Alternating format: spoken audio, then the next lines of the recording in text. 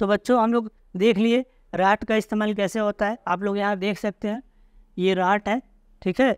ये जो बैल है, ये इसको क्या कर रही है, घुमा रही है। और यहाँ क्या है, ट्यूबवेल है, इसके थ्रू क्या हो रहा है, पानी जा रहा है खेतों में। यहाँ भी आप देख सकते हैं ये पाइप लगा हुआ है, ये घूम रहा है, ठीक है। तो ये देखिए, ये एक अच्छा फोटो है। ये बैल है, ये घूमता रहता है और इससे पानी क्या होता है, जाता रहता है। तो आप लोग क्या कीजिएगा, मोबाइल पे राट क्लिक कीजिएगा, आ जाएगा, उसको वीडियो को देख लीजिएगा, ठीक है। आप हम लोग आगे बढ़ते हैं। सूती वस्त्र, तो कहीं ना कहीं सिंचाई में प्रौद्योगिकी का उपयोग हुआ और सिंचाई हमारी बहुत अच्छी होती गई। सिमिलरली इसी प्रकार अब वस्त्र देखते हैं कि सूती वस्त्र में क्या क्या बदलाव आया है, ठीक है। प्राचीन भारत में वस्त्र उद्योग के क्षेत्र में धागों की कताई के लिए केवल हाथों से चलने वाले पहिए और तकली का उपयोग होता था, ठीक है।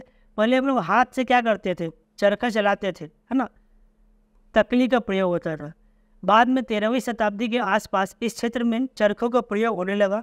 धुनिया की कमान, धुनकी बोलते हैं, भी संभवतः इसी समय भारत में आई थी। इससे क्या हुआ, कपड़ा जो हम लोग बनाते हैं, बनाने में क्या हो गया, देखो प्रौद्योगिकी क्या करती है, सिमिलरली कुछ चीज़ों को फास्ट कर देती है। मतलब जो मशीन क्या करती है, कोई जो आदमी जो कपड़ा बनाएगा, मशीन क्या करेगी, फटाफट कपड़ा बनाएगी। तो मशीनें कहीं ना कहीं चीज़ों को क्या करती है, मल्टीप्लाई करती है, फास्ट करती है। जैसे कि बैलगाड़ी है, धीरे धीरे जा रही है, और कोई कार है जा रही है, तो मशीन है कार में लगा हुआ, तो मशीन क्या कर रही है, फास्ट कर रही है चीज़ों को, ठीक है, जिससे कि काम बहुत जल्दी होए, है ना, और उसका जो प्रोडक्शन है वो क्या हो, बहुत जल्दी होए। तो तकली से सूत बनाने में बहुत समय लगता था, वहीं चरखों से सूत काटने की गति काफ़ी बढ़ गई। मैंने आपको बताया कि चरखों से सूत काटने की गति काफ़ी बढ़ गई। जैसे जैसे चरखा और धुनकी का प्रसार होता गया, सूती कपड़े की गुणवत्ता और उत्पादन में वृद्धि होती गई। तो क्या हुआ, गुणवत्ता भी बढ़ गया कपड़े का और उत्पादन भी बहुत ज़्यादा होने लगा। तो बहुत ज़्यादा उत्पादन होगा तो क्या होगा, लोग अपने पहले क्या करेंगे, अपने इस्तेमाल के लिए घर में रखेंगे, जो बच जाएगा उसको बेच देंगे, उसका व्यापार करेंगे, उससे पैसे कमाएंगे, और पैसे कमाकर जो ज़रूरत की चीज़ें होंगी उसको खरीद लेंगे, है ना, यही होता था।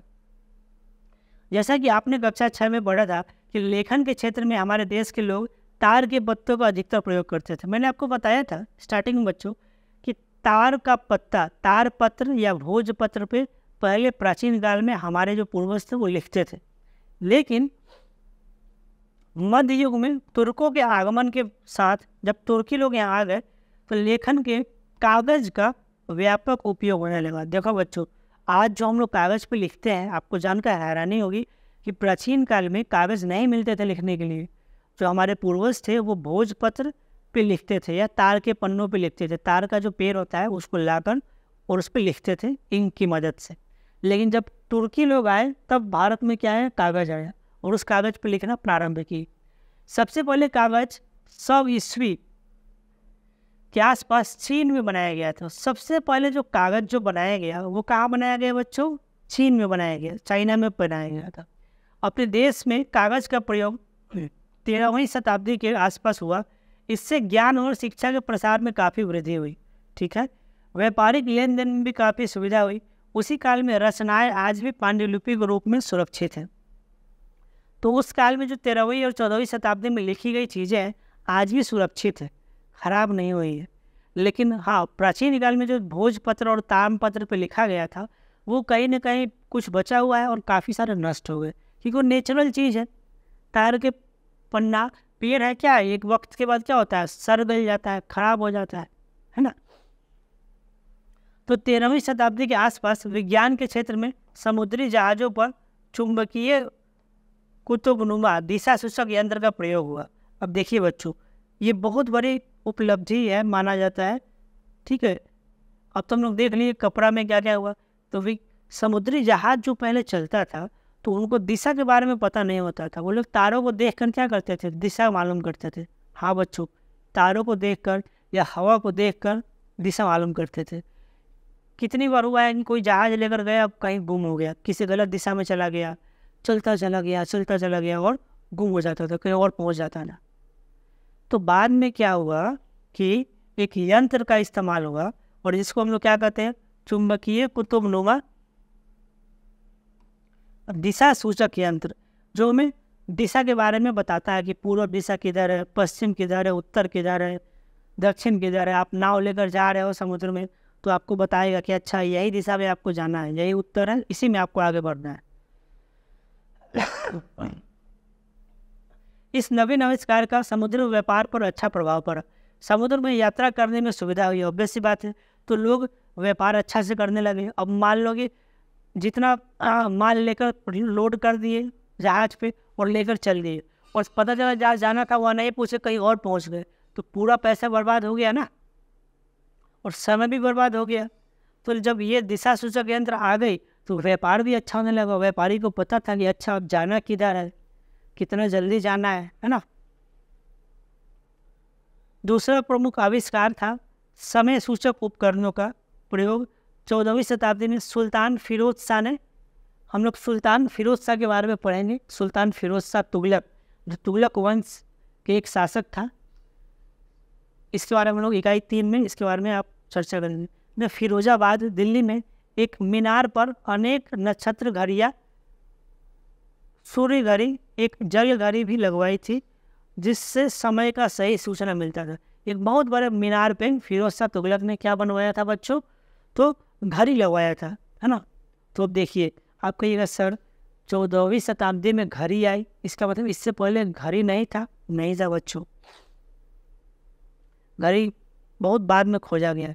लोग सूर्य को देखकर, चंद्रमा को देखकर समय का पता लगाते थे कि अच्छा अभी सुबह हो गया, अभी दोपहर हो गया, धूप बहुत है मतलब दोपहर हो गया, धूप जा रही है मतलब शाम होने वाला है, सूरज ढल रहा है मतलब शाम होने वाला है, ठीक है। युद्ध के क्षेत्र में घुड़सवार सैनिक की सुविधा के लिए 2 महत्वपूर्ण आविष्कार इसी समय हुआ।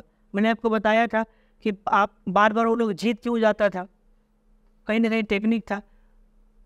लोहे की रकाब क्या है, घुड़सवार के क्षेत्र में लोहे की रकाब, जिससे सैनिकों को घोड़े पर जमकर बैठने की सुविधा प्राप्त हुई। जब घोड़े पर बैठते हैं, ठीक है, तो एक तरह से सीट कह लो, सीट लाया गया लोहे का, जिसपे वो लोग सैनिक लोग आराम से बैठ सकते थे। उसके बाद तेजी से भाग सकते थे बहुत दूर तक, ठीक है। तो क्या है, लोहे की रकाब का खोज हुआ। इसके उपयोग से युद्ध क्षेत्र में आक्रमण का तरीका और अधिक कारगर हो गया। दूसरा आविष्कार था लोहे का नाल, जो घोड़े के खुर में लगाई जाती थी। घोड़े का जो पैर है ना, उसके पैर में, जैसे मान लो ये पैर हो गया, तो यहाँ पे लोहा का ऐसे फिट किया जाता था नाल। लोहा का नाल इसलिए चारों पैर में फिट किया जाता था ताकि लोग घोड़ा बहुत जल्दी भाग सके, बहुत तेजी से भाग सके, है ना। नाल लगाने के 2 लाभ थे। पहला, इससे नरम जमीन पर भी घोड़े के पैर को अच्छी पकड़ प्राप्त होती थी, और दूसरा, खुरदरे कठोर धरातल पर खुर सुरक्षित रहते थे, ठीक है। मतलब घोड़े का जो पैर है वो सुरक्षित रहता था। जहाँ नरम जमीन है वहाँ भी क्या है, तेजी से घोड़ा भाग सकता था। तो देखो, युद्ध क्षेत्र में भी क्या आया, बहुत बड़ा बदलाव आया, ठीक है। भारत में इन दोनों आविष्कारों का प्रचलन 9वीं शताब्दी के बाद से हुआ, जिसके फलस्वरूप युद्ध नीति में काफ़ी परिवर्तन हुए, परंतु इसका व्यापक प्रयोग तुर्कों के आगमन के बाद ही प्रारंभ हुआ। 9वीं शताब्दी में भारत में इसका कहीं ना कहीं किसका, लोहे की रकाब का और लोहे की नाल का हम लोग इस्तेमाल देखना शुरू कर दिए थे। लेकिन अगर बात की जाए बहुत बड़े पैमाने पे अगर इसका इस्तेमाल, तो जब तुर्क आ गए, तुर्कों के आगमन के बाद इसका बहुत बड़े पैमाने पे क्या हुआ, उपयोग होना भारत में शुरू हो गया था, ठीक है। आगे हम लोग देखते हैं, नई प्रौद्योगिकी विचारधारा लाने में भारत के बाहर से आए लोगों का भी बहुत बड़ा योगदान है।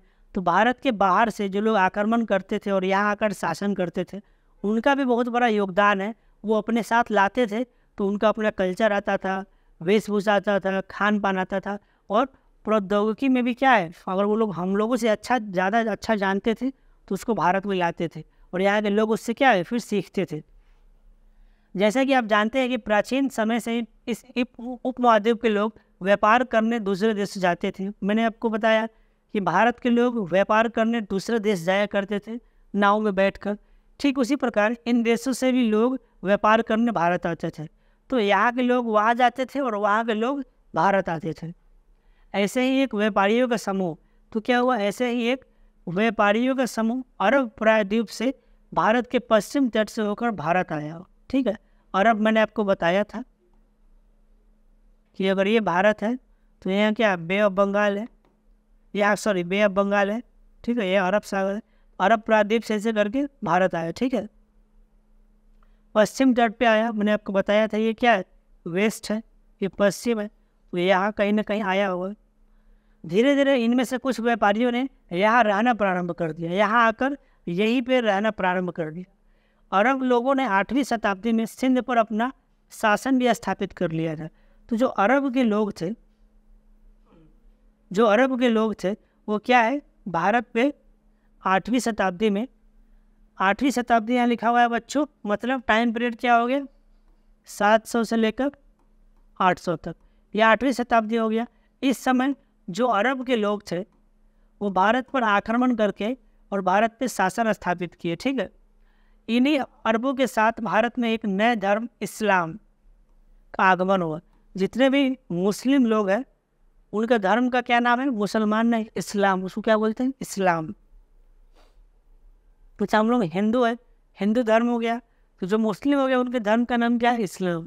ये कब आया भारत में, अरबों, जो अरब लोग हैं वो लोग आए भारत में, तो वो लोग लेके आए थे। आज हम लोग क्या बोलते हैं, सऊदी अरबिया बोलते हैं, है ना। मैप में आपको ज्योग्राफी के टीचर पढ़ाएंगे कि अरब का जो कंट्री है कौन कौन है, सऊदी अरबिया है, यूएई है ना, कुवैत है। अरब एक प्लेटू है, पेनिनसुला है। ठीक है, तो उस पर जितने लोग रहते हैं उसको अरब का लोग और अरबी लोग कहते हैं। वही लोग क्या करते थे, आक्रमण किए और यहाँ पे स्थापना किए। और वही लोग क्या, वो लोग एक्चुअली मुस्लिम थे, तो वो लोग अपने साथ इस्लाम धर्म को भारत में लाए और इसकी स्थापना हुई।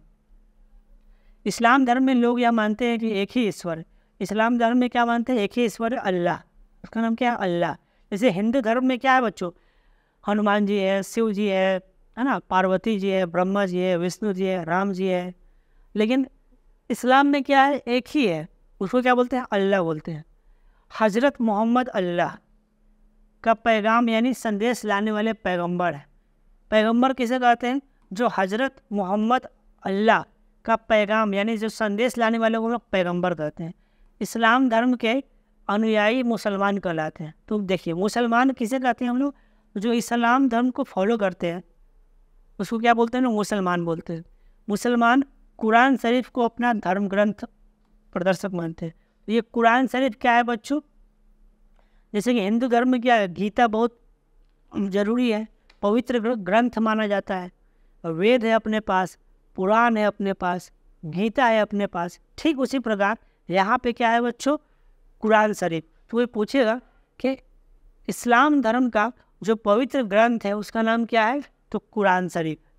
और इस्लाम धर्म को मानने वाले को हम लोग क्या कहते हैं बच्चों, मुसलमान कहते हैं। ठीक है, इस्लाम धर्म को किसने लाया यहाँ पे, तो अरबी ने लाया। ठीक है, आगे बढ़ते हैं। अरब के लोग साथ साथ अपने यहाँ का रीति रिवाज, पहनावा और पकवान लेकर भी आए। इनके प्रमुख पकवानों में पुलाव, जो आज हम लोग पुलाव खाते हैं, बिरयानी खाते हैं बड़ी चाव से, कोरमा आदि जो प्रमुख है ना। कालांतर में ऐसे ही नए प्रभाव तुर्क, अफगान और मुगल भारत में लेकर आए। तो वो लोग आए तो अपना क्या लेकर आए, अपना पहनावा लेकर आए भारत में। वो लोग जो पहनते थे, अपना खान पान, जैसे कि पुलाव है हम लोग जो खाते हैं आज, बिरयानी खाते हैं, वेज बिरयानी, चिकन बिरयानी, है ना। ये सब कौन लेकर आया है, अरब लेकर आया है। ठीक है, तो यहाँ पे एक बॉक्स है, मध्यकाल के कौन कौन से खाद्य पदार्थ हम आज भी खाते हैं। देखिए यहाँ लिखा हुआ है, पुलाव, बिरयानी, कोरमा, ये पता नहीं क्या लिखा हुआ है, आप लोग देखिएगा। यहाँ पे ये ब्लर है, देख नहीं रहा है, आप लोग अपनी किताब में देखिएगा। ठीक है, उस दौर में आम लोग क्या पहनते होंगे, उस दौर में आम लोग का मतलब जो भारत में रहते हैं लोग, वो क्या पहनते होंगे, सूती कपड़ा पहनते होंगे। ठीक है, महिलाएं साड़ी पहनते होंगी, जो पुरुष है वो धोती पहनते होंगे, कुर्ता पहनते होंगे। हाँ, तो बाद में अरबों का प्रभाव भारत के सीमावर्ती एवं तटीय क्षेत्रों तक सीमित रहा। जो अरब आए तो जो उनका प्रभाव था वो जो भारत का जो सीमावर्ती और तटीय क्षेत्र करने का मतलब है बच्चों कि जो समुद्र से सटा हुआ क्षेत्र और सीमावर्ती। कहने का मतलब है कि देखो, अगर ये भारत का मैप हो गया और इधर से कहीं अरब आक्रमण किए हैं, ठीक है। तो ज़्यादा दूर तक नहीं, यहीं दूर तक जो अरब का प्रभाव था, लेकिन यहाँ जो भारत के लोग रहते थे, यहाँ जो रहते थे मध्य में, यहाँ उतना उनका प्रभाव देखने को नहीं मिलता है। लेकिन बाद में आप देखोगे कि पूरे भारत में इनका प्रभाव देखने को आपको मिलेगा जब मुग़ल साम्राज्य की स्थापना होगी तब। हाँ, जब बाबर मुग़ल साम्राज्य की स्थापना करेगा। तब तक क्या था, बस आप कहिएगा सर तब तक क्या था, तो तब तक जो भारत है, मान लो ये जो आपका भारत हो गया, ठीक है, तो अलग अलग छोटा छोटा जो साम्राज्य था, है ना, कोई राजपूत साम्राज्य था, कोई चालुक्य साम्राज्य था, है ना, वो लोग इस पर क्या करते थे, शासन करते थे, अलग अलग साम्राज्य शासन करते थे। कोई एक आदमी बोलेगा कि भाई ये क्षेत्र मेरा है, हम इस पर शासन करेंगे, यहाँ का राजा ये बन गया, ये बोलेगा क्या कि यहाँ का राजा मैं हूँ, ठीक है, ये बोलेगा कि यहाँ का राजा मैं हूँ। तो अलग अलग राजा था अलग अलग क्षेत्र में, है कि नहीं। लेकिन जब मुग़ल आए तो ये सारे को, यहाँ का राजा को, यहाँ को, सबको क्या है, जीत लेता है, सबको जीत लेता है, ठीक है।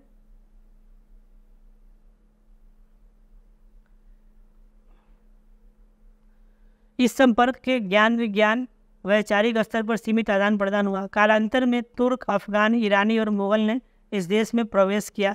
अब देखिए, पहले तो केवल तुर्की ही था और अरबी, बाद में क्या हुआ, अफगानिस्तान, ईरान और मुग़ल इस देश में प्रवेश किया और भारत में अस्थायी राज्य की स्थापना की। सब ने क्या किया, एक एक करके भारत पे आक्रमण किया और यहाँ पे शासन करना शुरू कर दिए।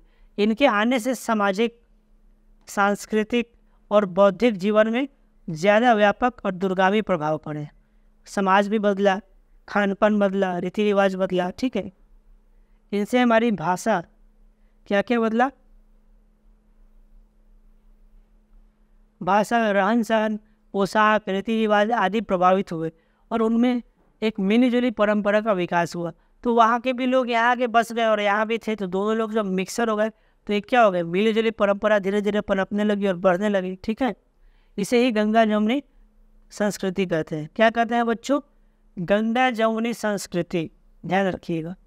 इसके बारे में विस्तृत रूप से आप आगे की इकाई में पढ़ेंगे कि गंगा जमुनी संस्कृति किसे कहते हैं। हाँ, तो जब भारत में हिंदू लोग रह रहे थे और बाद में जो इस्लाम है, मुसलमान लोगों ने आक्रमण किया और यहाँ पे आकर अपना शासन स्थापित किया और यहाँ रहने लगे, तो जो मुसलमान थे और जो हिंदू थे वो दोनों आपस में मिलजुल कर रहने लगे और इसी को हम लोग क्या कहते हैं, गंगा जमुनी संस्कृति कहते हैं, ठीक है बच्चों।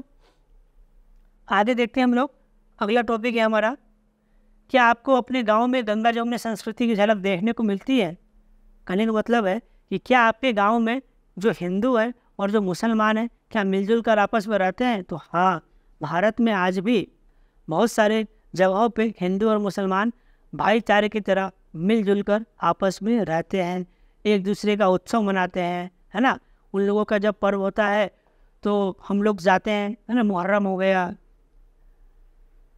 और भी सारा पर्व हो गया, ठीक है, रमज़ान हो गया, और जब हम लोग का दीपावली होता है, छठ होता है, तो वो लोग भी आते हैं, हम लोग एक दूसरे को मिठाई खिलाते हैं।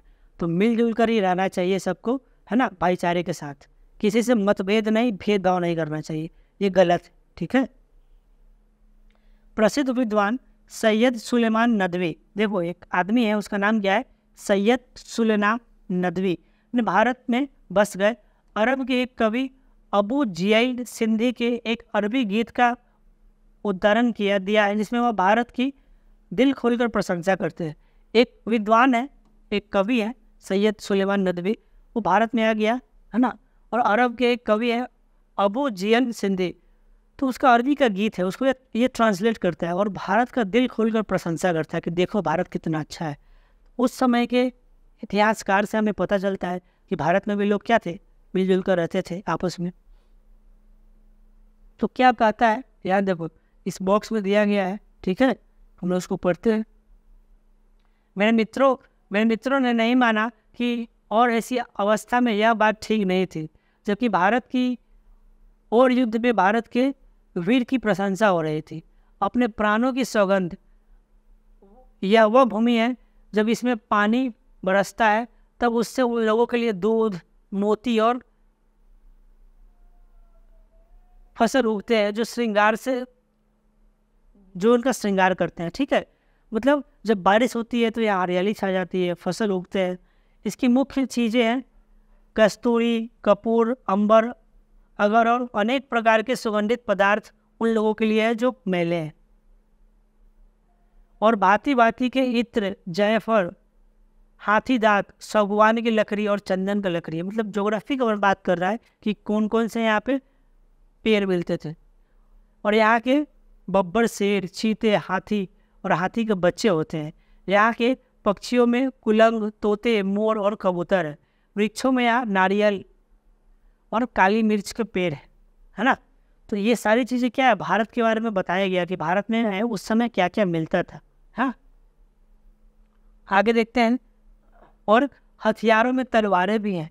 क्या है, तलवारें हैं जिनको कभी सिकली की आवश्यकता नहीं होती। ऐसे यहाँ भाले भी है, तलवार, भाला, जब ये हिले तो उससे सेना की सेना हिल जाए। तो क्या मूर्ख के सिवा कोई और भी ऐसा है जो भारत के इन गुणों को अस्वीकार कर सकता है? कहने का मतलब है, कुछ लोग कहते थे भारत में कुछ नहीं पाया जाता है, लेकिन देखिए एक इतिहासकार, एक विद्वान, भारत के बारे में कितनी अच्छी अच्छी बातें बताई गई है कि यहाँ क्या क्या मिलता था, है ना।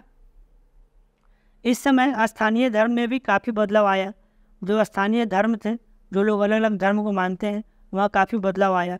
इस देश के बहुत सारे लोग हिंदू धर्म को मानते थे, मैंने आपको बताया जैसा कि हिंदू धर्म को मानते थे। लेकिन हिंदू धर्म मानने वाले लोग बहुत सारे देवी देवताओं को पूजा पाठ करते थे। आज भी हम लोग करते हैं, है कि नहीं।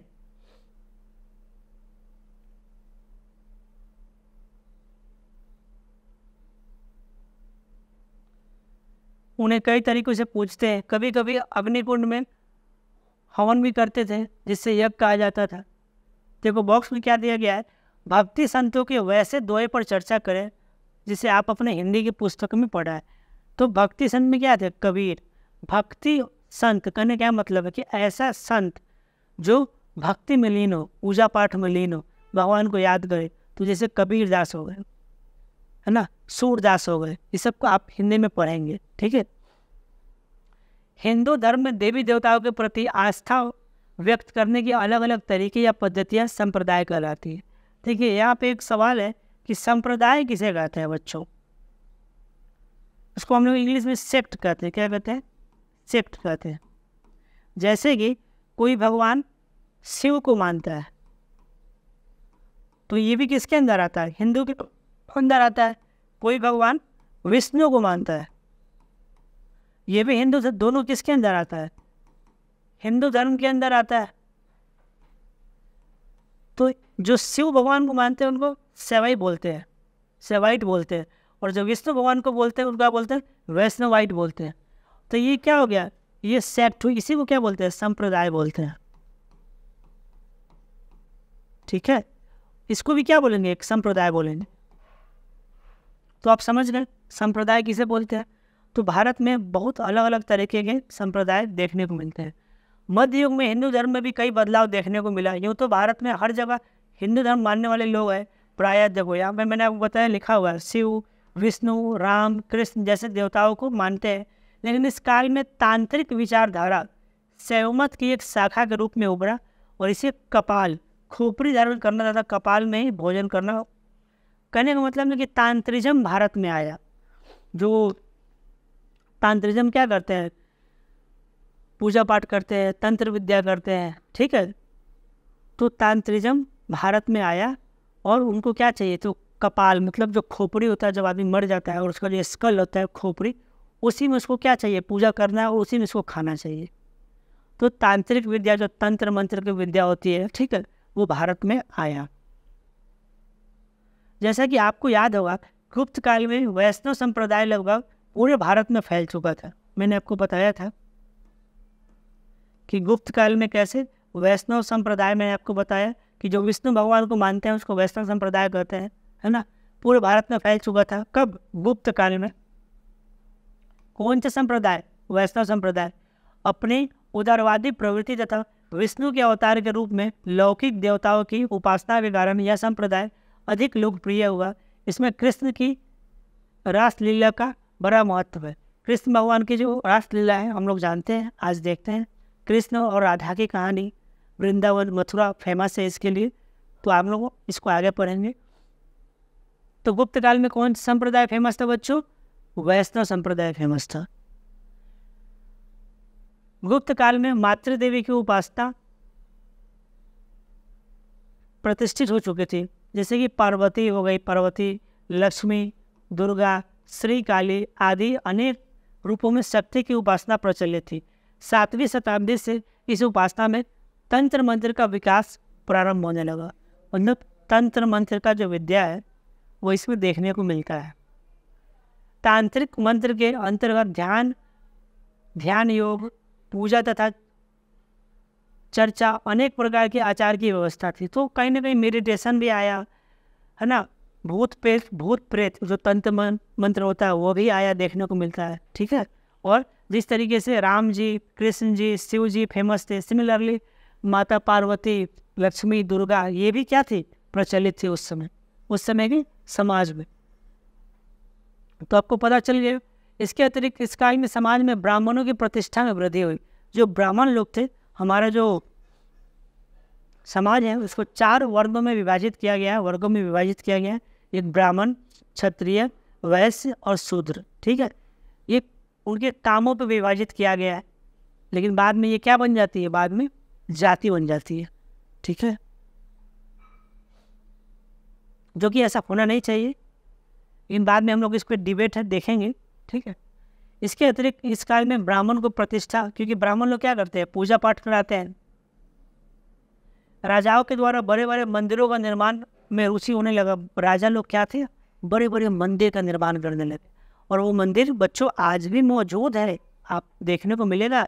जब आप बड़े हो जाओगे तो आप घूमने जाओगे उस मंदिर में। ठीक है, दक्षिण भारत के चोल शासक अपने भव्य मंदिरों का निर्माण के लिए जाने जाते हैं। तो ये जो दक्षिण भारत है वहाँ एक चोल साम्राज्य था।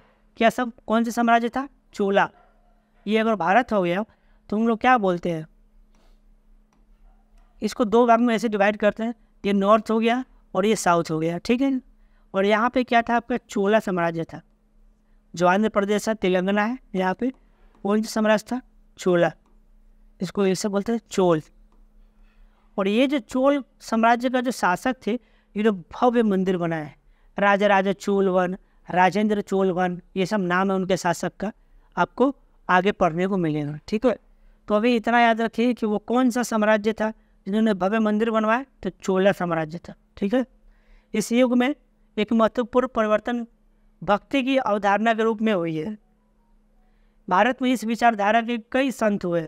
तो क्या हुआ? कहीं ना कहीं भक्ति की अवधारणा के रूप में हुए जो कई संत हुए, मैंने आपको बताया, जिनका हम लोग आज भी सुनते हैं। कबीर, रैदास, गुरु नानक, रामानंद आदि प्रसिद्ध संत कवि थे, जिन्होंने भगवान को भक्ति के रूप में क्या किया? अपनाया, और उनका आराधना किए, मेडिटेशन किए, और लोगों को अवेयर किए, जागरूक किए। ठीक है, कि आप लोग भी जुड़िए। वैसी वस्तुओं की सूची बनाइए जिसे हवन में डाला जाता है। आप लोग तो जानते होंगे बच्चों, हवन में क्या क्या डाला जाता है। एक लकड़ी डाली जाती है, घी डाला जाता है ना, तमाम सारी चीज़ें डाली जाती है हवन में।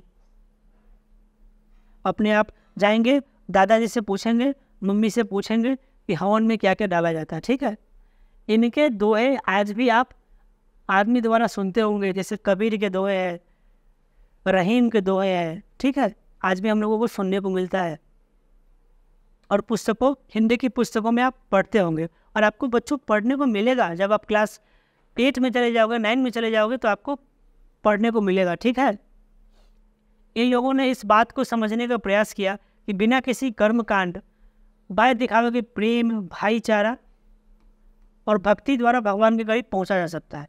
एक होता है हिंदू धर्म में कि जहाँ पे ब्राह्मण लोग क्या करते हैं? पूजा पाठ कराते हैं, हवन कराते हैं, बहुत सारा रिचुअल्स को फॉलो करना पड़ता है।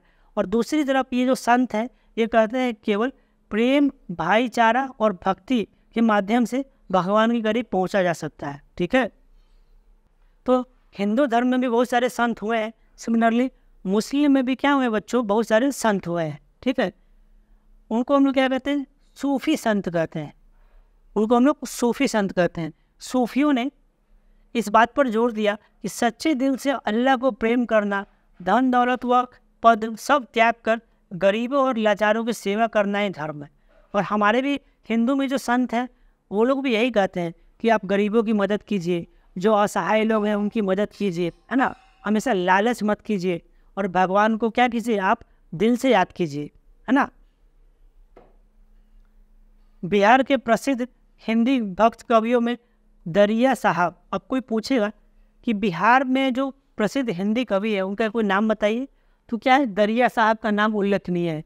इनका जन्म शाहाबाद जिले के एक मुस्लिम परिवार में हुआ था।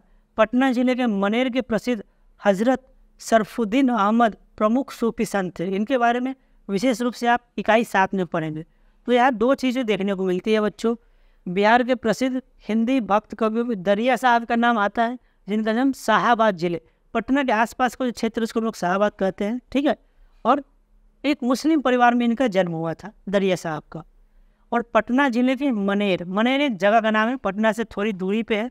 वहाँ पे एक प्रसिद्ध हजरत सरफुद्दीन अहमद जो प्रमुख सूफी संत थे, इनके बारे में भी हम लोग पढ़ेंगे, है ना। सरफुद्दीन का दरगाह हम लोग बोलते हैं मनेर में। आप लोग जब बड़े हो जाएंगे तो वहाँ जाएंगे। जो मुस्लिम लोग हैं, जैसे कि दिल्ली में हजरत निजामुद्दीन औलिया की दरगाह है, वहाँ लोग जाते हैं, चादर चढ़ाते हैं। हम लोग अगर मंदिर में जाते हैं तो क्या करते हैं, पूजा पाठ करते हैं, तो लेकिन दरगाह पे जाने पे चादर पोशी किया जाता है। यहाँ भी आप जाइएगा मनेर में घूमने के लिए, तो इनके दरगाह पे आप जाइएगा तो वहाँ पे क्या होगा, आप चादर पेशी कीजिएगा, उनसे आप दुआ मांगिएगा, है ना, और भगवान को याद कीजिएगा। हाँ, ज़रूरी नहीं है कि मुसलमान, आपके दिमाग में ये सवाल चल रहा होगा कि क्या सर केवल मुसलमान ही वहाँ जा सकते हैं, क्या हिंदू नहीं जा सकते हैं? नहीं, दोनों जा सकते हैं, हिंदू भी जा सकते हैं, मुसलमान भी जा सकते हैं, ठीक है। और वहाँ जाकर भगवान को याद कर सकते हैं, क्योंकि हम लोग इस समाज में क्या है, मिलजुल कर रहते हैं, भाईचारे के साथ रहते हैं। जो मुस्लिम समुदाय है वो भी कभी कभी मंदिर आते हैं, है ना, और हम लोग भी मस्जिद जाते हैं और दरगाह जाते हैं, और जाना चाहिए, ठीक है। बहुत कुछ सीखने को मिलता है, समझने को मिलता है, जानने को मिलता है। आगे बढ़ते हैं। नए सामाजिक और राजनीतिक समूह का उदय। तो हम लोग इससे पहले देख लिए, भक्ति के बारे में देखें, प्रौद्योगिकी के बारे में देखें। अब यहाँ हम लोग देखेंगे कि नए सामाजिक और राजनीतिक समूह का उदय। अलग अलग जो पॉलिटिकल ग्रुप था उनका राइज हो रहा था, उदय हो रहा था। देखते हैं कौन कौन से। अभी आपने देखा कि मध्यकाल में जीवन के विविध क्षेत्रों में परिवर्तन हुआ। इन परिवर्तनों ने लोगों का सामाजिक, सांस्कृतिक और आर्थिक जीवन को प्रभावित किया। तो हम लोगों ने देख चुका है, सामाजिक जीवन देख लिया, सांस्कृतिक जीवन देख लिया कि कैसे वो लोग आए, तो बिरयानी लेकर आए, पुलाव लेकर आए, कुरमा लेकर आए, ठीक है, अलग अलग पहनावा लेकर आए, वेशभूषा लेकर आए, भाषा लेकर आए, वो लोग कागज़ लेकर आए, ठीक है। और आर्थिक जीवन हम लोग देख चुके हैं, खेती था मेन आर्थिक जो लोग करते थे, बाकी व्यापार भी करते थे। अच्छे अच्छे घोड़ा लेकर आए वो लोग, है ना। अब आगे देखते हैं, सामाजिक और राजनीतिक स्तर पर कई समुदाय अस्तित्व में आए। इसी काल में राजपूतों ने भारतीय इतिहास में एक नई शक्ति के रूप में पदार्पण किया। तो जो राजपूत वर्ग था, वो लोग क्षत्रिय वर्ग भी हम लोग उसको कहते हैं, उन लोगों ने यहाँ पे क्या किया, उनका उदय होना शुरू हुआ। उन लोगों ने शासन करना शुरू किया भारत के अलग अलग क्षेत्रों पे, ठीक है। जैसे कि आप भारत का जब मैप देखोगे, ठीक है, तो यहाँ आपका कहीं ना कहीं राजस्थान है, ठीक है। क्या है बच्चों, राजस्थान। तो राजस्थान में आपको बहुत सारे राजपूत शासक देखने को मिल जाएंगे। अजमेर हो गया, बाड़मेर हो गया, ठीक है, अलवर हो गया। तो राजपूत का उदय होना शुरू हुआ। राजपूत कौन थे, कहाँ से आए, इस पर इतिहासकार का एक मत नहीं है कि जो राजपूत वर्ग है ये कहाँ से आए। सबकी अपनी अपनी विचारधारा है। राजपूत शब्द के अंतर्गत केवल राजा और सामंत ही नहीं बल्कि सेनापति और सैनिक भी आते थे। देखिए, राजपूत शब्द के अंतर्गत केवल राजा और सामंत, हम लोग सामंत किसे कहते हैं बच्चों, जो फ्यूडल सिस्टम में जिनके पास बहुत सारी ज़मीन होती थी उनको हम लोग सामंत कहते थे। बहुत बड़े भूभाग के मालिक को हम लोग क्या कहते थे, सामंत कहते थे। इनके पास बहुत सारी ज़मीनें होती थी, ये लोग बहुत रिच होते थे, धनी होते थे। तो राजपूत केवल राजा और सामंत ही नहीं बल्कि सेनापति और सैनिक भी आते थे। एक अन्य समुदाय कवि और चारण कथा, जो राजाओं के पराक्रम, उनकी दयालुता और विजय गाथाओं का गुणगान करते थे। तो दो समुदाय आया, एक आया राजपूत जो राजा बने, शासन करना शुरू किए, और दूसरा थे कवि जो उन राजा के बारे में लिखते थे। जैसे कि इतिहासकार हो गया, तो ये कवि लोग थे। राजा ने कब कहाँ फाइट किया, युद्ध लड़ा, कहाँ हारे कहाँ जीते, राजा ने अपने प्रजा के लिए कौन कौन से काम किए, राजा ने कौन कौन से मंदिर बनवाए, राजा ने किस रानी से शादी किया, है ना, राजा ने अपने प्रजा को और अच्छा और समृद्ध बनाने के लिए क्या क्या किया। तो ये सारी चीज़ें हमें देखने को मिलती है, सीखने को मिलती है, समझने को मिलती है। ठीक है, इस काल में जन्म लेने वाली अनेक जातियाँ सामाजिक क्षेत्र में अब भी सक्रिय है। बहुत सारी अलग अलग जातियों का क्या हुआ, निर्माण हुआ, उदय हुआ जातियों का। हाँ बच्चों, इसी समय बहुत सारे जातियों का उदय हुआ। ठीक है, राजाओं के दरबार में मुख्यतः लिखने पढ़ने का कार्य करने वाली कायस्थ जाति भी इसी में। एक है कायस्थ जाति। कायस्थ क्या है बच्चों? कायस्थ एक तरह की जाति है। ये क्या, इनका काम क्या था? तो ये सिर्फ लिखना पढ़ने के काम करते थे। राजा का जो भी हिसाब किताब है ना, यही रखते थे, कायस्थ जाति। ठीक है, आज आपको देखने को नहीं मिलेगा। जैसे कि आज जो लाला जी हो गए, श्रीवास्तव हो गए, जो अपना टाइटल लगाते हैं, तो वो लोग क्या है, पुराने जो कायस्थ थे, उनके जो पूर्वज थे वो कायस्थ थे। राजाओं के दरबार में मुख्यतः लिखने पढ़ने का कार्य करने वाले कायस्थ जाति, देखिए बच्चों यहाँ लिखा हुआ है, इसी काल में प्रकाश में आए। इसके अलावा सिख, जाट आदि समुदाय में राजनीतिक दृष्टिकोण से महत्वपूर्ण हुए। जो सिख हैं, जो सिखिज्म बोलते हैं, जो पगड़ी लगाते हैं और जो दाढ़ी और लंबे चौड़े हट्टे कट्टे होते हैं, है ना, और जो गुरु नानक और उनका क्या गुरुद्वारा होता है, वहाँ जाकर वो लोग पूजा पाठ करते हैं। तो वो धर्म भी आया जो आज हम लोग सिख, क्या एक धर्म है। कोई पूछेगा आपसे धर्म कितने हैं? एक हिंदू धर्म है बच्चों, एक इस्लाम धर्म है, एक सिख धर्म है, एक बौद्ध धर्म है, एक जैन धर्म है, एक ईसाई है जिसको हम लोग क्रिश्चियन बोलते हैं, है ना, एक आपका एक और है आपका जूज है। ठीक है, जो राष्ट्रीय बोलते हैं उसको। तो आगे हम लोग बढ़ते हैं, इसी क्रम को बढ़ाते हुए आगे देखते हैं क्या क्या हुआ है। ठीक है, इस समय बिहार में बहुत से जनजातीय समूहों का उदय हुआ है। जनजाति समूह उसे बोलते हैं जो जंगल में रहते हैं। ठीक है, जिसमें चेर राजवंश प्रमुख था। चेरों ने शाहाबाद, सारण, चंपारण, मुजफ्फरपुर एवं पलामू जिलों में शक्तिशाली राज्य की स्थापना की। तो ये लोग क्या थे? ट्राइबल ग्रुप था, लेकिन इन लोगों ने भी क्या किया? अपना शासन किया, और इन जगहों पे क्या किया? अपना शासन किया। चेरों ने लगभग 300 वर्षों तक इस क्षेत्र पर एक शक्तिशाली राजवंश के रूप में बने रहे। कितने सालों तक इन्होंने शासन किया बच्चों? 300 सालों तक। चैनपुर, शाहाबाद जिला पर बाघमल नामक चेरो सरदार का कब्जा था। क्या नाम था? बाघमल नामक जो चेरो का सरदार था उसका कब्जा था। उसके 2 बेटे चांद और मुंड इस क्षेत्र के चंडेश्वरी और मुंडेश्वरी नामक मंदिरों की लोक कथाओं से जुड़े। तो आप जाइएगा तो आपको देखने को मिलेगा कि उसका 2 बेटे था, चांद और मुंड, और इस क्षेत्र में जो 2 मंदिर है बच्चों, एक चंडेश्वरी और एक मुंडेश्वरी माता का मंदिर है, तो लोक कथाओं से जुड़ा हुआ है। ठीक है, इतना जानेंगे हम लोग। अब आगे बढ़ते हैं। लोक कथा क्या बोलते हैं? लोक कथा जो ऐसी कहानियाँ जो लोगों में प्रचलित हो, और ऐसी कहानियाँ जो आपके दादाजी आपके पापा को सुनाए, आपके पापा आपको सुनाएंगे, आप अपने बच्चों को सुनाइएगा, आपके बच्चे उसके बच्चों को सुनाएंगे। तो ये क्या हो रहा है? कहीं ना कहीं चला आ रहा है लोक कथा। लोगों को बीच में जो कथा, जो कहानी फैली हुई है, उसी को लोक कथा कहते हैं। और कभी कभी ये सच भी होता है, कभी कभी ये सच नहीं भी होता है। ठीक है, तो आर्थिक और सामाजिक परिवर्तन देखते हैं हम लोग। प्रौद्योगिकी में परिवर्तन के फलस्वरूप खेती योग्य भूमि की तलाश हो रही थी। जंगल काटे जा रहे थे। मैंने आपको बताया कि जंगल काट कर और जो ज़मीन हो रहे थे उस पर लोग क्या कर रहे थे? खेती कर रहे थे। जंगलों में रहने वाले वनवासियों को जंगल छोड़ना पड़ रहा था, ऑब्वियस सी बात है। तो जंगल में जो लोग रह रहे थे, अब जंगल कट गया तो वो कहाँ जाएंगे? तो वहाँ से भाग चले जा रहे थे। कुछ वनवासी जो वन में वास करते उसको वनवासी कहते हैं। कुछ वनवासी जंगलों को खेती योग्य भूमि बनाने में जुट गए, वे किसान बन गए। तो अब देखा गया कि जो वन में रहते थे, देखा गया कि मेरे लिए वन तो बचा नहीं, तो वो लोग भी क्या करने लगे, खेती करने लगे और किसान बन गए। धीरे धीरे उनके जीवन में जटिलता आने लगी। किसानों का ये नया समूह क्षेत्रीय बाजार, मुखियाओं, पुजारियों, मठों और मंदिरों से प्रभावित होने लगे। किसानों के बीच सामाजिक और आर्थिक अंतर दिखाई पड़ने लगा। उनके बीच ऊंच नीच की भावना पनपने लगी।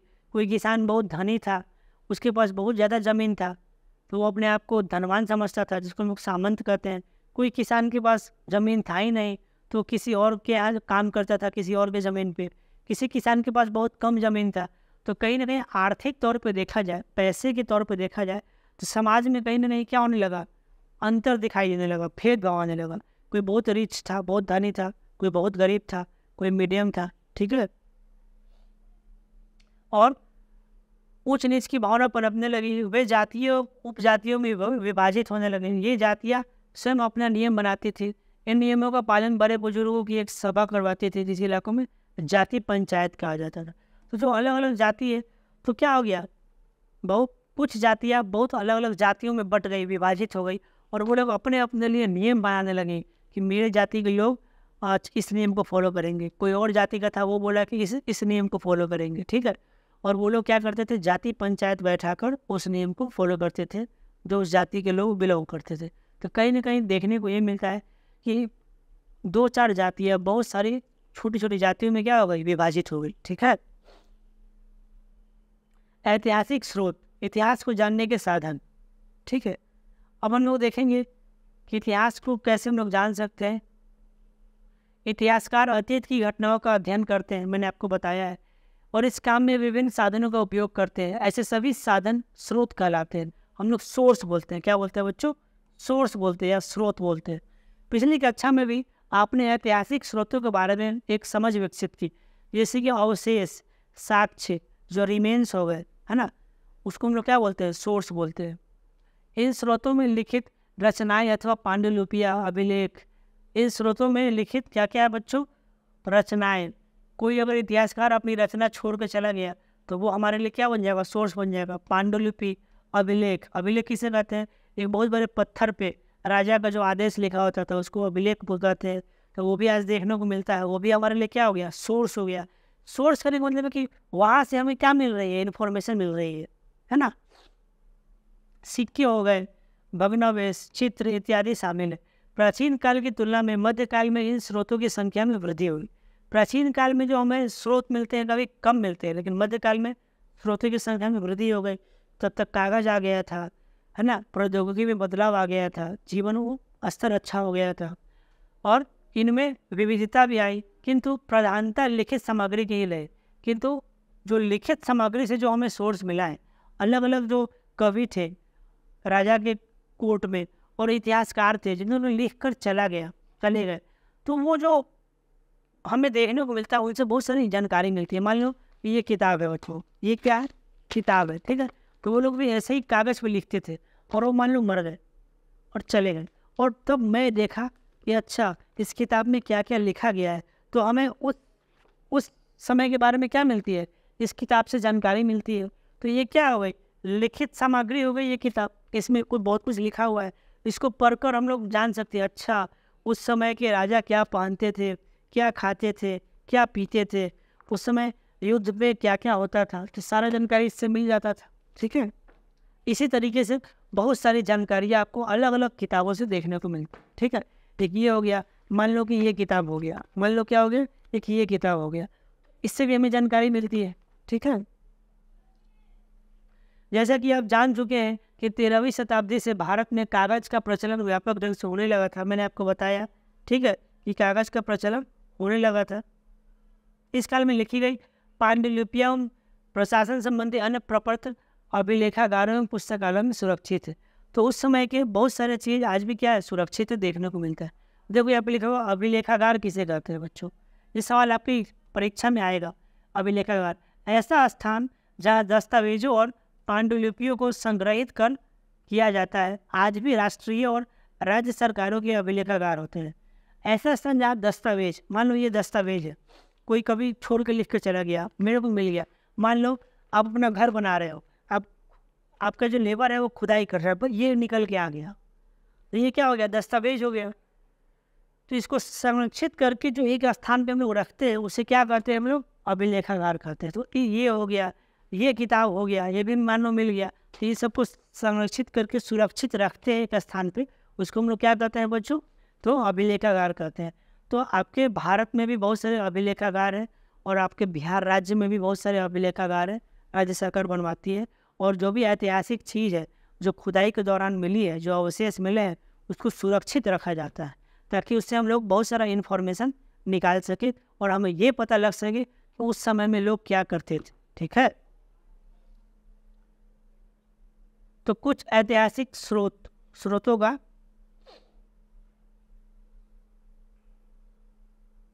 स्मरण करें जिसके बारे में आपने कक्षा 6 में समझ विकसित की है। तो बहुत सारे ऐसे ऐतिहासिक स्रोत मैंने आपको पढ़ाया है। ठीक है, आगे देखते हैं। इस काल की अनेक घटनाओं की जानकारी हमें अभिलेखों से प्राप्त होती है। मैंने आपको बताया था अभिलेख किसे कहते हैं। अभिलेख प्रायः पत्थरों, चट्टानों और ताम्रपत्रों पर लिखे गए थे। हमारे देश के बहुत सारे मंदिरों, मस्जिदों और गाँवों में अभिलेख आज भी मिलते हैं। देखो, ये भी एक तरह का अभिलेख ही है जो उर्दू में लिखा गया है। तो अलग अलग भाषा में क्या था अभिलेख, जरूर नहीं है कोई अभिलेख संस्कृत में लिखा गया है, कोई पारसी में लिखा गया है, कोई उर्दू में लिखा गया है। ठीक है, कोई अरबिक में लिखा गया है।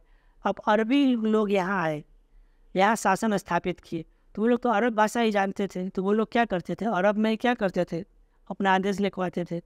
तो यहाँ के लोग क्या आप कहें, तो यहाँ के लोग देखते थे, उनको समझ में नहीं आएगा, तो उसको फिर कोई ना कोई ऐसा लोग होता था जो अरब भी जानता था और संस्कृत भी जानता था, तो उसको ट्रांसलेट करता था और लोगों में बताता था। ऐसा होता था। इस काल के स्रोतों में पांडुलिपियाँ का सर्वाधिक महत्वपूर्ण स्थान है, जिससे तत्कालीन इतिहास को जानने में मदद मिलती है। पांडुलिपियाँ हस्तलिखित सामग्री है। पांडुलिपि क्या है बच्चों, तो जिसको हम लोग हाथ से लिखते हैं। जैसे कि आप जानते हैं कि आरंभ में तार पत्रों और भोजपत्रों पर यह लिखी जाती थी, बाद में कागज़ पर लिखी जाने लगी। धीरे धीरे कागज़ सस्ता हो गया और बड़े पैमानों पर उपलब्ध होने लगा। इस युग में आप पाते हैं कि प्रमाणिक लिखित सामग्री की संख्या और विविधता आश्चर्य रूप से बहुत बढ़ गई है। ऑब्वियसली कागज़ सस्ता हो गया, लोग कागज़ पे लिखना शुरू कर दिए। ये पांडुलिपियाँ अनेक भाषाओं में है ना, मैंने आपको बताया है। ये जो पांडुलिपि है, ये दोनों क्या है, पांडुलिपि है, अनेक अलग भाषा में है। ठीक है, फरमान राजा द्वारा आदेश पत्र को कहते हैं। फरमान किसे कहते हैं, है ना, ये फरमान जारी हुआ, मतलब जो राजा का आदेश है उसको फरमान कहते हैं। ठीक है, अधिकतर ऐसे आदेश पत्र भूमि अनुदान से संबंधित है। भूमि अनुदान, लैंड ग्रांट बोलते हैं। अनुदान मतलब तो दान में दिया जाने वाला। ऐसी भूमि जिसको दान में दिया जाता है उसको भूमि अनुदान कहते हैं। किसके द्वारा, राजा के द्वारा या बहुत बड़े सामंत के द्वारा। प्रस्तुत फरमान जो औरंगजेब के शासनकाल से संबंधित है, शेख फैजुल्ला नामक व्यक्ति को प्रदान किया गया था। एक आदमी है शेख फैजुल्ला, उसको ये जो है दिया गया था, जिसमें स्पष्ट आदेश है कि उस क्षेत्र की समस्त कृषि योग्य व अन्य भूमि उससे प्राप्त राजस्व। राजस्व मतलब क्या होता है बच्चों, टैक्स होता है। टैक्स जो आज हम लोग टैक्स सरकार को पे करते हैं, उस समय क्या होता था कि लोग, जो आम लोग थे, वो लोग क्या करते थे, खेती उपजाते थे और एक हिस्सा राजा को टैक्स देते थे, उसको राजस्व बोलते हैं। और अन्य उत्पादों पर भी शेख फैजुल्ला की कुल वंश का नियंत्रण होगा और उसकी मृत्यु के उपरांत उसके उत्तराधिकारी होगा। मतलब ये दोनों जो लिखा गया है, ये क्या, एक राजा का आदेश है, फरमान है जो औरंगजेब के टाइम पीरियड का है। ठीक है, और उसमें दिया गया है कि इस आदमी को, शेख फैजुल्ला को ज़मीन दे दिया जाए और उसके बाद वो मर जाएगा तो उसका बच्चा है उसको क्या मिलेगा, उत्तराधिकारी बन जाएगा। ठीक है,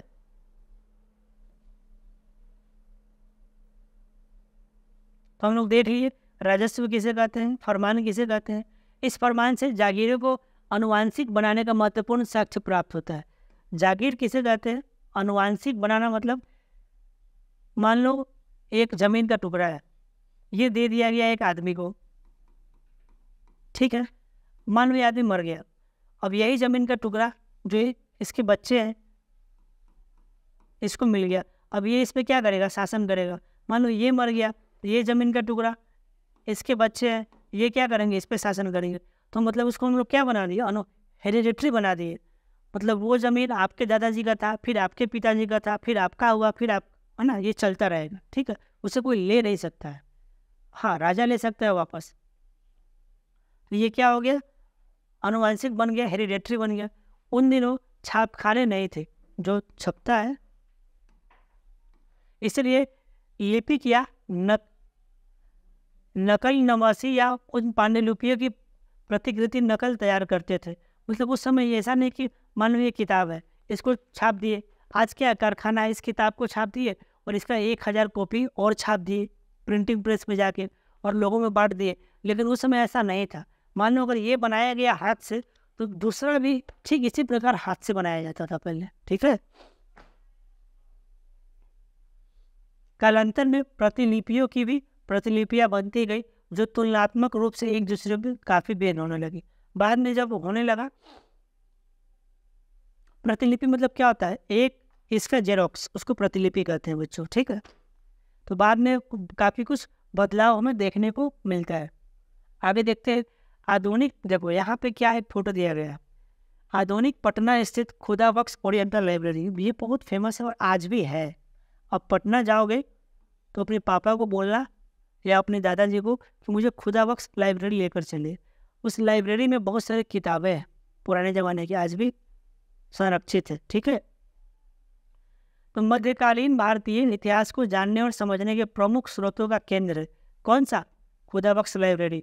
यहाँ से क्या प्राप्त कर सकते हैं, तो मध्यकालीन युगों को हम लोग बहुत अच्छी तरीके से जान सकते हैं। बहुत सारी किताबें यहाँ आपको मिल जाएंगी। इसमें अरबी तथा फारसी भाषा में ज्ञान विज्ञान संबंधी ऐसी पुस्तकें हैं जिनसे मध्ययुगीन इतिहास और सांस्कृतिक के बारे में मौलिक जानकारी प्राप्त होती है, ठीक है। खुदा बख्श लाइब्रेरी से हमें प्राप्त होता है। तो हम लोग खुदा बख्श लाइब्रेरी जाकर बहुत सारी जानकारी हम लोग पढ़ सकते हैं उस समय का। उस समय की कई पुस्तकें संचित होती थी। ये चित्र अक्सर किताबों के पूरे पन्ने पर छोटे छोटे चित्रों के रूप में सजे होते थे। इन लघु चित्रों को मिनिएचर कहते हैं। देखो पेंटिंग आया, मिनिएचर पेंटिंग बोलते हैं इसको, ठीक है। ये कहीं ना कहीं, जैसे देखो यहाँ पे इस फोटो में, ये फोटो है और यहाँ पे चित्र बनाया गया है, ठीक है। यह कुछ लोग हैं, ये दरवाजा खुला हुआ है, लोग देख रहे हैं, ठीक है बच्चों। तो इसको हम लोग मिनिएचर पेंटिंग कहते हैं। तो कहीं ना कहीं पेंटिंग भी आया। लघु चित्रों को मुगल दरबार में एवं उत्तर एवं दक्षिणी भारत के राजपूत राजाओं के दरबार में महत्वपूर्ण स्थान मिला। इन चित्रों में अधिकतर शाही दरबार, शिकार और देखो तो शाही दरबार में क्या चल रहा है, राजा बैठे हुए हैं, है ना, और दरबार लगा हुआ है, उसका फोटो। तो उस समय वहाँ जो दरबार में लोग रहते थे वो बनाते थे। तो राजा के पास जिस तरीके से कवि होता था, उसी प्रकार राजा के पास पेंटर भी होता था जो पेंटिंग बनाता था। हाँ, शिकार जब राजा करने जाते थे उस समय का फोटो, लड़ाई के मैदान का चित्रण होता था उस समय, ठीक है। इस काल में अनेक साहित्यिक ग्रंथों की रचना हुई है। कलहन की राजतरंगिणी, देखो ये बहुत इंपॉर्टेंट है बच्चों। ये एक नाम है कलहन, एक इतिहासकार था। कश्मीर के बारे में, जो हमारे जम्मू एंड कश्मीर के बारे में जो जानकारी हमें मिलती है वो इन्हीं के किताबों से मिलती है। कलहन किताब का नाम क्या है बच्चों, राजतरंगिणी। तो सवाल आएगा कि राजतरंगिणी नामक पुस्तक किसने लिखी, तो कलहन ने लिखी। वो पुस्तक किस बारे में है, तो कश्मीर के बारे में है, वहाँ के राजाओं के बारे में, वहाँ की ज्योग्राफी के बारे में है। इस काल की पहली ऐतिहासिक रचना है जिससे देखिए लिखा हुआ है कश्मीर के इतिहास का वर्णन है। अल बरूनी, ये भी एक नाम है कि पुस्तक का तहकीके हिंद, तारीख उल हिंद से उस समय के समाज, धर्म, रीति रिवाज आदि पर विस्तृत एवं प्रमाणिक जानकारी मिलती है। तो एक तो हो गया कलहन, दूसरा हो गया अल बरूनी। इसका पुस्तक का नाम क्या है, तहकीके हिंद। कोई पूछेगा तो आप बता दीजिएगा। इस समय क्या प्राप्त होता है, तो उस समय के समाज कैसा था, धर्म कैसा था, उस समय के लोग कौन सा रीति रिवाज को फॉलो करते थे, है ना, विस्तृत जानकारी मिलती है। एक है आपका मिनाज सिराज, ये भी आदमी का नाम है, एक इतिहासकार का नाम है। कृत तबकाते नासिरी, ये किताब का नाम है। तबकाते नासिरी किसके द्वारा लिखा गया है, मिनाज सिराज के द्वारा लिखा गया है। मैं मोहम्मद गोरी, ये एक आदमी था मोहम्मद गोरी जो अटैक किया था, आक्रमण किया था भारत पे, हाँ, और गुलाम वंश के शासन पर विस्तृत चर्चा करेंगे। यही मोहम्मद गोरी है जो गुलाम वंश की स्थापना करता है, भारत में आक्रमण करता है।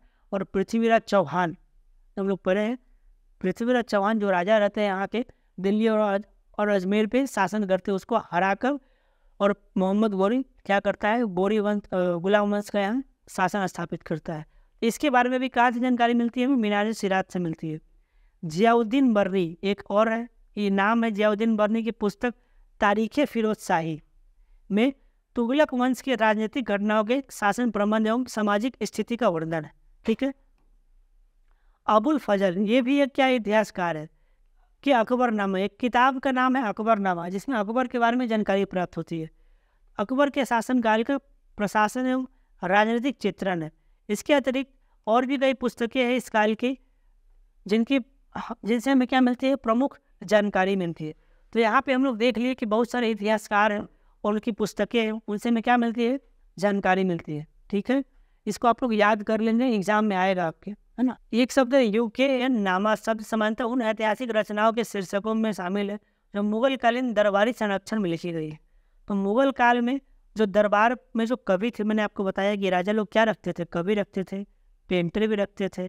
ठीक है, इस परंपरा का आरंभ अकबर के समय में अबुल फजल या अकबरनामा से होता है। एक अकबरनामा किताब है जिसके लेखक का नाम क्या है बच्चों, अबुल फजल, जो अकबर के बारे में लिखता है ना। किसी व्यक्ति के जीवन की उन बातों का वर्णन है। अब देखो संस्मरण क्या होता है, ये एक सवाल है, संस्मरण किसे कहते हैं। ठीक है, आपकी किताब में बहुत अच्छे से डेफिनेशन लिखा हुआ है, आप लोग उसको देख लेंगे कि किसी व्यक्ति के जीवन के उन बातों का वर्णन जो उसे याद रहती है, वह अपनी रुचि और घटना के महत्व के अनुसार उसे प्रस्तुत करता है, उसे क्या कहते हैं, संस्मरण कहते हैं। तो कोई व्यक्ति, जैसे कि आप पढ़ोगे, जब बाबर यहाँ हमला करता है तो बाबर अपना संस्मरण लिखता है। ठीक है, और वो बताता है हर एक चीज़ के बारे में, भारत के बारे में। और वो जब लड़ाई लड़ता है तो वो क्या हो गया, संस्मरण हो गया। किसी व्यक्ति के जीवन की उन बातों का वर्णन है जो उसे याद रहती है। तो बाबर को याद थी और वो अपनी रुचि और घटना के महत्व के अनुसार उसे प्रस्तुत करता है और वो बताता है क्या क्या हुआ, कैसे हुआ, नहीं हुआ। ठीक है, भारत के संदर्भ में मुगल शासक बाबर, देखो यहाँ लिखा हुआ है, बाबर ने अपनी आत्मकथा तुजुके बाबरी, क्या है, तुजुके बाबरी में तुर्की भाषा में लिखी है, जिसका फारसी, देखो तुर्की मतलब क्या था, एक तुर्की देश का नाम है और तुर्की भाषा भी है में लिखी, जिसका फारसी अनुवाद बाबरनामा कहलाता है। मैंने आपको बताया था कि यहाँ के लोगों को ज़्यादा भाषा के बारे में जानकारी नहीं थी। जो यहाँ आक्रमण करेगा और जो वो शासक जो भाषा जानता होगा वही यहाँ पे अप्लाई करेगा। तो बाबर तुर्की भाषा में लिखा, बाद में इसको फारसी मतलब क्या बोलते हैं, पर्शियन बोलते हैं, इसको क्या बोलते हैं इंग्लिश में, पर्शियन में अनुवाद किया गया, उसे बाबरनामा कहा गया। उसने अपने लड़कपन की घटनाओं, लड़ाइयाँ, यहाँ के महत्वपूर्ण शासक, उनके आपसी संबंध, यहाँ के लोगों का रहन सहन, जलवायु, भूगोल आदि के संबंध में सजीव चित्रण किया है। बाबर ने हर एक चीज़ बताया है भारत के बारे में। ये जो सोर्स हो गया बाबरनामा, जो फारसी में अनुवाद है, और तुजुके बाबरी जो तुर्की भाषा में लिखा गया है, तो ये क्या हो गया है, बहुत ही महत्वपूर्ण हमारे लिए सोर्स हो गया, स्रोत हो गया, जिससे हम लोग बहुत कुछ जान सकते हैं, समझ सकते हैं, सीख सकते हैं कि उस समय हमारा जो भारत था वो कैसा था। वे कद में छोटे से उनकी दाढ़ी और गोल और चेहरा मांसल था, वे मोटे थे, उनका चोगा इतना तंग रहता था कि उसकी डोरिया को बांधने के लिए उन्हें अपने पेट अंदर चिपकाना पड़ता था। अगर वे पेट को ढीला छोड़ देते तो अक्सर चोगे के बंद टूट जाते थे। वे पहनावे और बोली दोनों में रूखे थे, मतलब कहा जाए तो उनका वेशभूषा चोगा जो हम लोग पहनते हैं, जैसे धोती हो गया बांधते हैं, है ना, जोर से नहीं बांधेंगे धोती खुल जाएगी, है ना, इस तरह ये भी थे।